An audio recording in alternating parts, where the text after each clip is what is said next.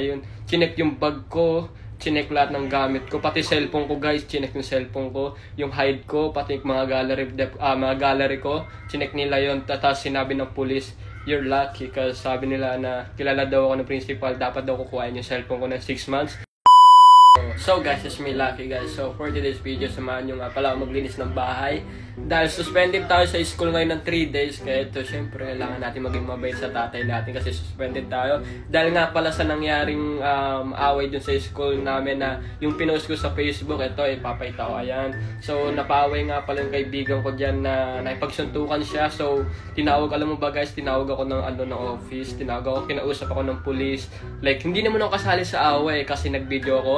Kaya yun, chinek yung bag ko, chinek lahat ng gamit ko, pati cellphone ko guys, chinek yung cellphone ko, yung hide ko, pati yung mga gallery ko, chinek nila yun. Tapos sinabi ng police, you're lucky kasi sabi nila na kilala daw ako ng principal, dapat daw kukuhain yung cellphone ko ng 6 months.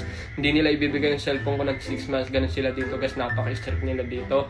Kung makikita mo yung kaibigan ko na kulay red, ayun yung binibidyoan ko kasi ang nanguna talaga yung lalaking napaka-away niya, hindi taga-school namin, dumayo lang sa school namin para magsuntukan sila. Ganun dito guys, puro gulo dito sa school namin, puro away dito. Like everyday kaka-start lang ng school namin, natapos na yung summer, everyday ganyan talaga sila dito guys. Kaya yun, bawal ako mag-video. Sinabi kasi ng kaibigan ko na videoan ko daw, sabi niya, yo, can you take me a video if something happens to me? So we got through to office. At dali-dali na nga rin pala ako naglinis, kaya ito wala naman kaming gagawin sa bahay, kaya ito syempre naglinis na nga rin pala ako dito. At pagkatapos ko nga pala maglaba, kaya ito dali-dali ko na nga rin pala ito nilagay itong mga damit na to sa closet ko. Tignan nyo naman to, sinid ng grasa na to, napaka-solid nga pala na mga binibigay nila sa akin, mga clothing brand. Kaya ano pang inaantay nyo, gumit na nga pala kayo sa grasa, mabilis nga pala magkaubusan nga pala yan, limited nga lang pala yan. Kaya yun, tignan nyo naman yung ginagawa ko dito, tamang linis talaga ako dito kasi may nagawa akong kasalanan. Pero hindi ko naman kasalanan, kaya to syempre nagiging tanggol talaga ako. Kakanood ko to ng tanggol, lagi ko na lang pinagtatanggol yung sarili ko, pati yung kahit sino. At syempre shoutout nga pala sa'yo, Boss Unad. Naman tayong ginagawa,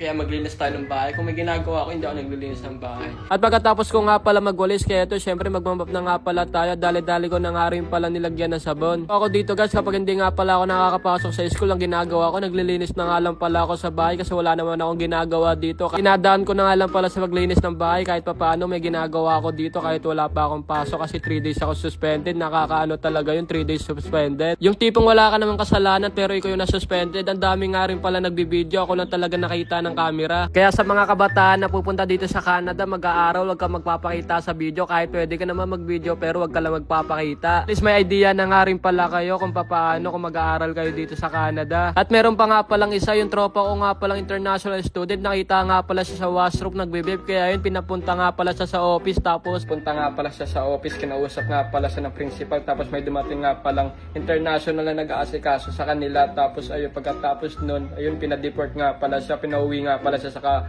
country niya, taga Korea nga pala siya guys. Kaya pag nakikita ka tapos international kami, ginagawa kang mali kasi dito napaka-strict talaga nila dito sa school ko. Ang nangyari nun, kaya yung kinausap siya sa office, tapos ang nangyari, nagpaalam siya sa mga kaibigan niya, sinabi niya na, oh shit, yo, my bad, yo. Sinabi niya na, yo, I got deported now, yo, babalik na daw siya sa country niya. Kaya yun, nakakaano naman kasi international, laki ng ginastos na dito, laki ng ginastos na pamilya niya, pero nagloko siya, nag-vape siya at nakitaan nga pala siya ng weed sa katawan. Kaya yun, malas talaga siya. Kaya guys, hanggang dito na lang, don't forget to follow and share. Thanks for watching, bye!